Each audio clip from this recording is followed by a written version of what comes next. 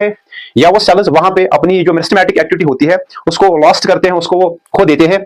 तो ये जो रीजन होता है, जोन ऑफ एलांगेशन रीजन जो यहाँ पे होता है, इसमें जो सेल्स प्रेजेंट होते हैं, they lose their ability to divide और they lose their power to divide.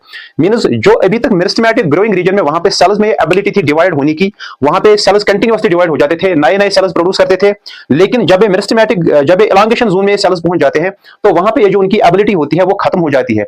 जो उनमें ये कैपेबिलिटी थी, जो उनमें ये एबिलिटी थी डिवाइड होने की, वो अब इनमें खत्म हो जाती थी, वो अब इनमें लॉस्ट हो जाती है। तो मींस यहां पे क्या होता है, दे लूज मेरिस्टेमेटिक एक्टिविटी, वो अपनी मेरिस्टेमेटिक एक्टिविटी खो देते हैं। उनमें जो मेरिस्टेमेटिक एक्टिविटी होती है वो अब खत्म हो जाती है।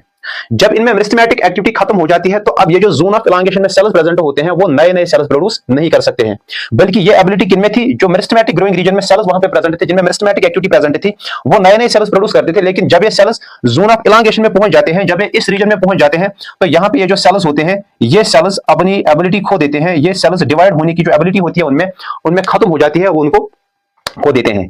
तो मींस अब इनमें ये पावर नहीं रहता है कि वो डिवाइड हो सकते हैं, बट इनमें और एक कैरेक्टरिस्टिक फ्यूचर आ जाता है, या उनमें और एक कैरेक्टर इंक्रीज होता है।